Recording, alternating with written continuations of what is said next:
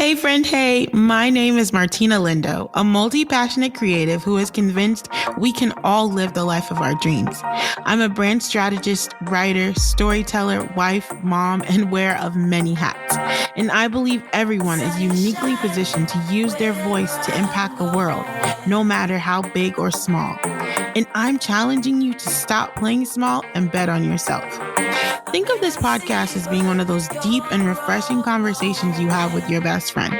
You know, the one all about the things you wish you could do, but not knowing where or how to start, where you imagine achieving your wildest dreams and desires without ever compromising joy. If there's something that will help you build a life you love, we're talking about it on this show. Welcome to Creatives in Bloom. It's time to explore your creativity, discover your passion, pursue your purpose as a creative in bloom. Welcome back, friends, to another episode of Creatives in Bloom. I'm Martina Lindo, your host, and I'm so excited to have you here again. Okay. How are we feeling? I just feel like it's been a interesting transition into the new year. And one of the things that I've really enjoyed seeing online, though, is a lot of people that were like creating content in 2021, 2020, they are coming back in a very strong way. Like some of my favorite content creators are really showing up in spaces, and I love to see it. I think the creativity, the storytelling, it's just so rich. And as a filmmaker that lives in Atlanta, I also get to see a filmmaker in Atlanta with a creative community. I have a front seat at all of the things that people are doing because we get so many film submissions and just being at the forefront of like creating and curating these kind of creative experiences allows me to really be locked in with the community and what's happening, right? And so I just love the energy that I've been seeing. And I was recently watching, my husband and I are working on a show together. And we're very excited about it because it's very culturally relevant. It's funny and the characters are really, really powerful. They go through things that I think our generation is really going to be able to relate to. But I bring that up because we're rewatching Insecure. Well, I'm rewatching it. He's watching it for the first time. And there's been a lot of interesting themes that have come out of it, right? And so, you know, Issa Rae is the creator of Insecure. And so recently she was on the cover of Time magazine. I think she's number one on the list of 100 people like closing the wealth and racial equity gaps in the world, something like that. And so she's been doing interviews and talking about what's going on in the creative space, especially within the world for Black creatives. And one thing that she pointed out was, and I mean, it's obvious to us, a lot of her shows and shows of other Black creatives are being canceled. And that's important for us to talk about because if you are being honest with yourself and you know anything about how cultural trends happen and how things come into the world, you know that Black people are at the forefront of it all. We are the arbiters of culture. We are the curators of what is trending and what is cool or whatever. And so it's interesting that we are the ones setting the trends and creating the tones, but we're not being prioritized when it comes to representation on primetime film or in primetime places, or we're not being given space the way that others are when it comes to our stories and our narratives. And so what you're seeing a lot of, and again, being part of that world, we're creating our own spaces. We're creating our own doors. We're making our own tables, right? And so one of the things that it's had me thinking about is twofold. Are we ever going to get to the place as creatives and as especially creatives of color, right? And I'm a creative of color that's also an immigrant who is with a very Christian background. Like I grew up, I wore skirts until I was 25. No, until I was 20 years old. And not just regular skirts, like the skirts that hang down to your feet and that drag around, like them heavy jeans kind of skirts. I didn't pierce my ears until I was 25 years old. So I have a very interesting like background. And so when I think about what it means to be given space and what it means to have opportunities, it's very important for people with different backgrounds, even like mine. And I've talked about this on this show before about, kind of always feeling like my story was kind of vanilla. Like, oh, good girl, did all the things, showed up in all the right places, like whatever. And so representation becomes very important when the decision makers don't look like you. The people who hold the purse might not be really connected to your story. And so what do you do when those stories are not being told? And how do we then decide to create space for them to have more space? And then how do you amplify those stories if you don't have the same access to the purse holder as the purse holders? And so one of the things Issa was saying was that the executives and people who are greenlighting these projects and making the decisions, they're old. They're not interested in what's happening in culture. They're not interested in giving new blood an opportunity to shine. And so what's happening in the creative world, especially for content creators, is we're doing our own thing. And so I hope you're following me. I took a very long way to get here. But what's happening is creators are looking at each other online, and there's lots of trends being started, right? And so what happens with trends? People jump on trends and they start copying each other or being influenced by each other. We'll go with that. And so you just a lot of repetition, and we're losing a lot of times some authenticity with that, but we're also seeing a lot of creatives start to doubt themselves because everybody is basically now trying to get on this. I'm going to make my own stuff train. I'm going to do it my way. And so what's happening is people don't necessarily always have the same don't have a blueprint for what progress looks like in that space. And so people are looking to other creatives for inspiration, for guidance, for whatever. And so as a creative, especially if you don't have your own footing in the ground, it's easy to start to doubt what you're doing. It's easy to start to question, well, is this relevant? And even for somebody at the height of their career like Issa is questioning, like, what do I do now? Is there something wrong with my content? We all know the answer to that. But how do we overcome this self-doubt that will also work as a way to hold us back instead of helping us to move forward?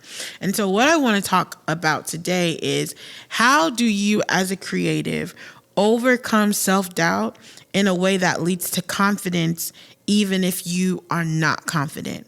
How do you create space for yourself when there's somebody already standing there, or when there's somebody already doing the thing that you think you're supposed to do?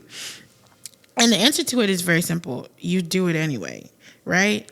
You as an individual person are made up of your very own experiences, circumstances, life things, independent, internal, external. All the things about you are so uniquely you that even if you and I were to put on the same outfit, repeat the same lines, do the same things, the experience that other people would have would be totally different because it's coming from two different people. And so the first thing in terms of overcoming self-doubt when having to do anything at all is to take in the paradox of creative confidence. And when I say the paradox of creative confidence, it's pretending to be the person that you want to be even when you don't believe it. It's standing in the light of, I know that this thing can work. I know that this idea is good. And even if you don't truly believe it, still show up anyway, because again, like I always say, it's rooted in so much more than you. Your why, your purpose, the idea, the inclination that you have is rooted in more than just your desire to do something.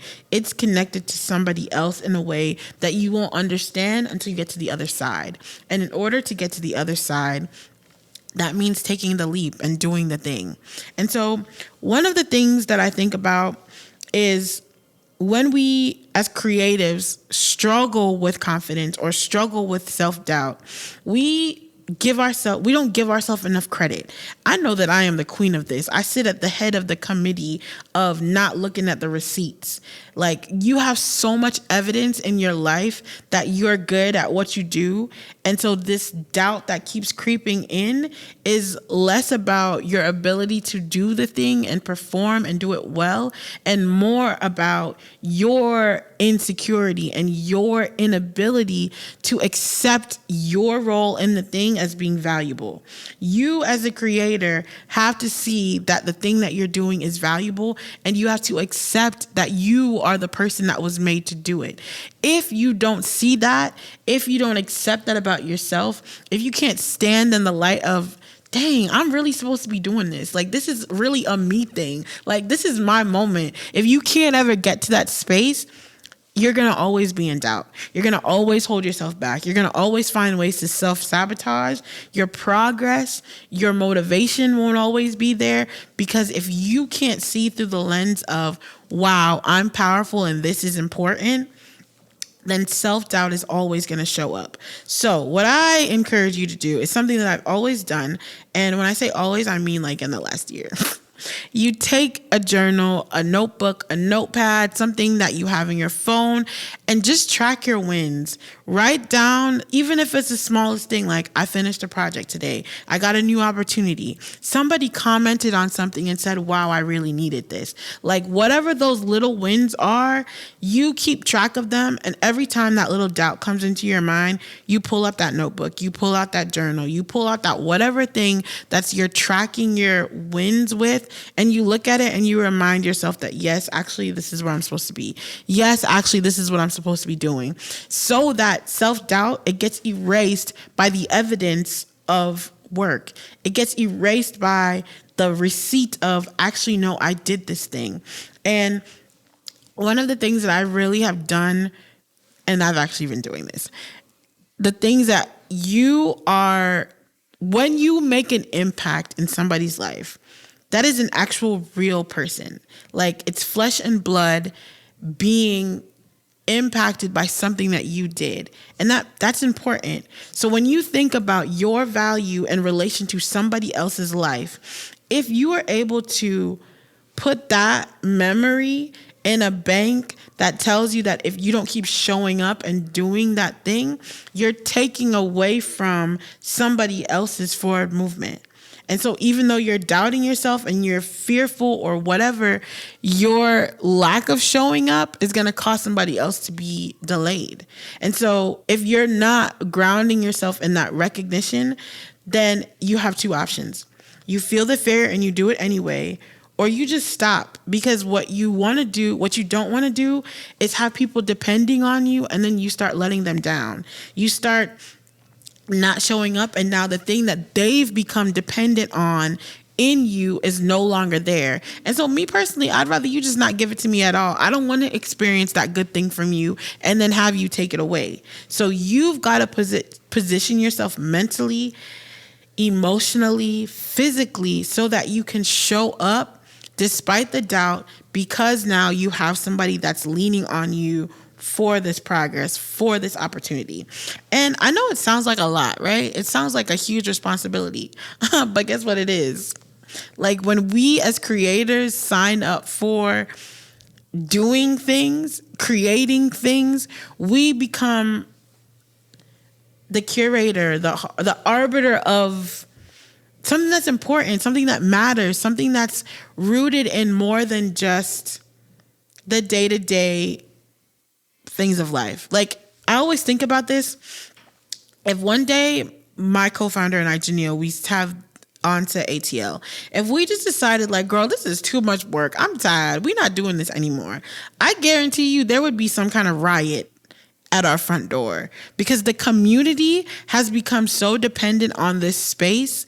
They too are looking to us to continue to move forward so that they can move forward, because the space that we've curated, the space that we bring together people who are of like minds has now become an incubator for other people. It's become a lifeboat for somebody else. And so if we just decide today, well, we don't feel like we're doing this right, I don't think we can do it, I don't know if we're, whatever story we tell ourselves, if we decide to believe that and stop showing up, then now we've got hundreds of people that are now going to be impacted by our lack of presence. So I stayed there for a little bit because that's really important. The paradox of feeling the fear and doing it anyway and not always being sure that you're doing what you're supposed to be is difficult to overcome. It's not something that happens overnight, but it's overcoming it comes with practice, and you get practice by just taking one step at a time, recognizing the small wins and showing up despite your doubt. And so when you think about what does success mean, like how to measure success against self-doubt, you have to think about not only the impact, right, that it's making on other people, but how do you feel when you have those moments of, I did it, I won, I have a new receipt? How do you feel? And so I want you to think about that. Like really think about the last time you had a good win. Like you had a moment like, dang, I did that. Like I really did that. And I want you to take that feeling and then use that. Take it and revisit it every time that doubt comes up and says that you're not good enough, because that feeling kind of becomes almost like a high, right? Like you want it again so bad and you want to experience it again so badly. And so instead of leaning into what doubt is telling you, that you're not good enough, that you're not qualified, that you don't have enough experience, that your ideas aren't good, that it's not creative enough, somebody's already done it. Like all the things that doubt will tell you and all the things doubt uses to stop you from moving forward, focus on that feeling that you had when you did have a win. And all of us have a win. Don't allow yourself to fall into, well, I actually don't have anything to look at. We all have something in our life that we can pull from that has shown and proven that we are supposed to do the thing. And then another part of this about being able to overcome self-doubt is understanding where the root of the doubt comes from. So why do you feel that you're not good at or enough for what you're trying to do? And a lot of times what I've seen, I'm not a therapist. I should have become one though, because I listen to people talk and I'd be like, baby, you need to do this, this, and this. And it just be making sense. So when I think about like how I would prescribe somebody to overcome self-doubt, to figure out the root, is to go back to the first place in your life, in your mind, in your memory bank, where you felt like you weren't good enough, where you felt like, dang, maybe I shouldn't be doing this. And for many of us, it's even as young as being a little child, right? Where, I don't know, I'm going to make up a story. Like you're trying to learn how to ride a bike, you start and then you fall off. And then in that moment, now you can never ride a bike again because you're not good enough, or you don't know how to figure it out, or you're frustrated by the feeling of not being able to break through. And that presents doubt. And so now every time you do something for the first time and you don't get it immediately, that moment, you're taken back to that moment as a little kid on the bike. And then now you're like, oh, well, I guess I can't figure this out, so I'm not going to do it. And so that's an idea of how to go back and find the root of something, and just really being reflective and thoughtful about why.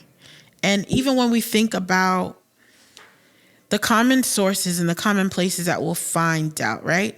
It happens when you're comparing yourself to other people, when you're trying to be perfect, when you're trying to, well, I can't release this until it's perfect. I can't share this with the world because it has this little flaw. Or you're generally just afraid of failure. Like whatever the root is, wherever it's coming from, in order to truly overcome it, you've got to face it. You've got to look at it. You've got to feel it and sit in it and deal with it so that you can be able to move forward and challenge those beliefs in yourself. Challenge the things that are telling you that you can't. Instead of saying, no, I can't, ask yourself, why can't I?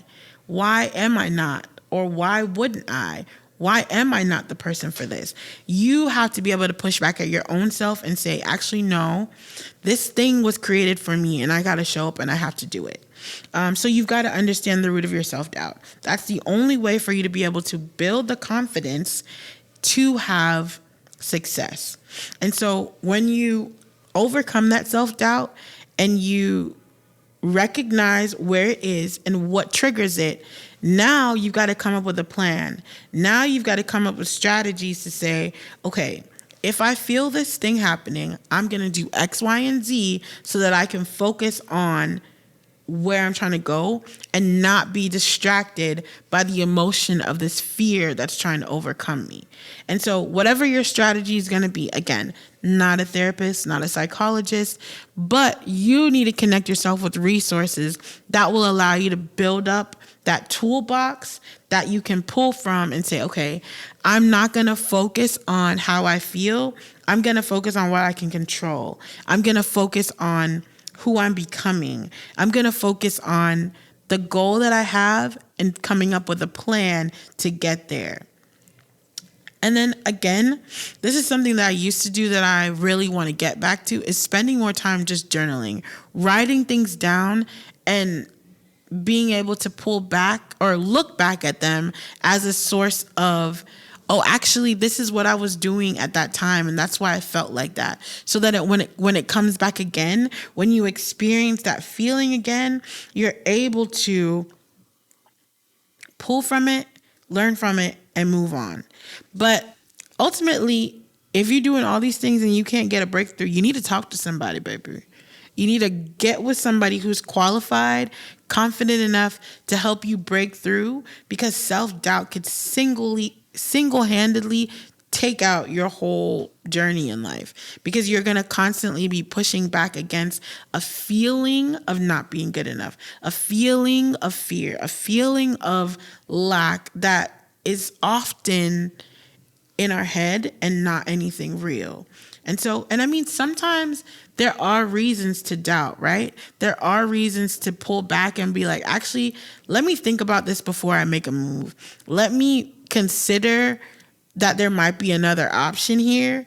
But in most cases, it's because you just need to decide that you're going to push through despite the challenge and overcome those moments of doubt with reflection and pull again from the receipt that you have, the receipt that shows when you were successful, that shows when you were able to overcome. And so after you've really done that, you've overcome that self-doubt, you've stand in the light of progress, you have a toolbox of things that you can use to continually sustain your confidence.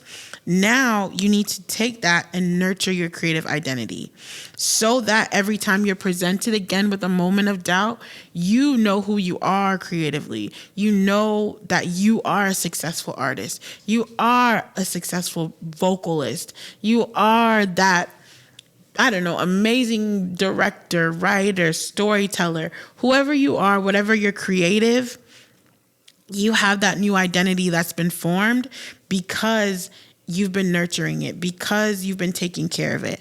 And so you might ask, okay, what does nurturing your creativity look like, right? Your creative identity look like? It starts with focusing on positive things, looking at the positive aspects of your progress, looking at the positive outcomes that are coming from the work that you do, focusing on the things that are evidence, again, back to this evidence thing, that show that you were created to do this thing and that you have proof that you actually know how to do it.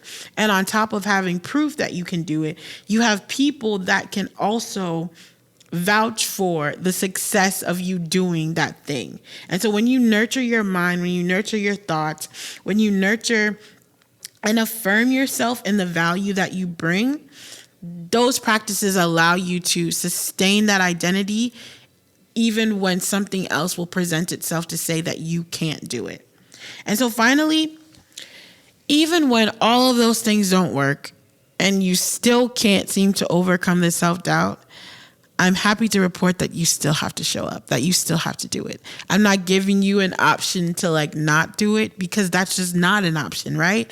If we think about all of the inventions in the world that have been created, I live in the Apple world, so I'll use that.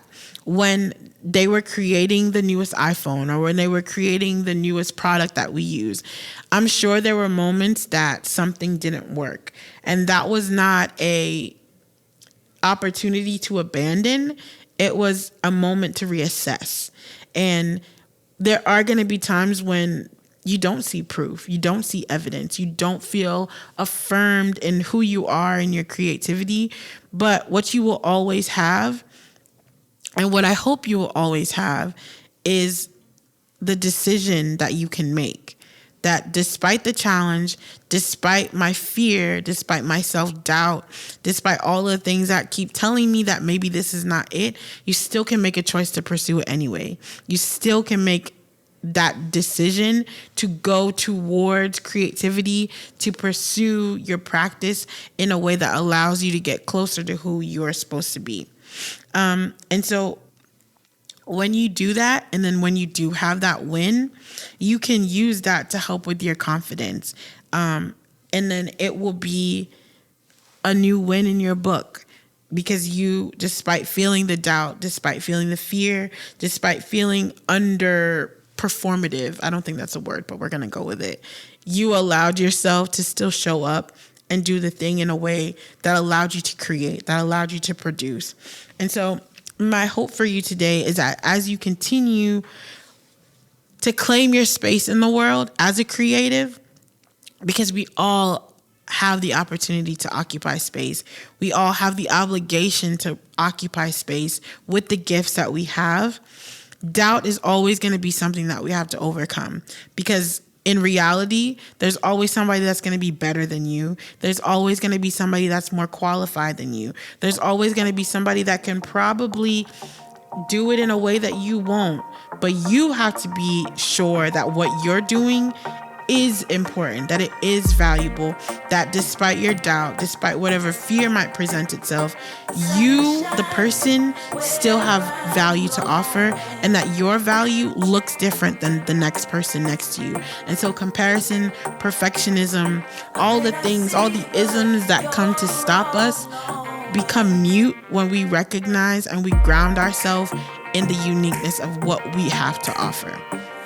I hope you're feeling encouraged and inspired to continue to create and continue to show up and to continue to bloom into the person that you're supposed to be. And I look forward to seeing you again next time. Thank you.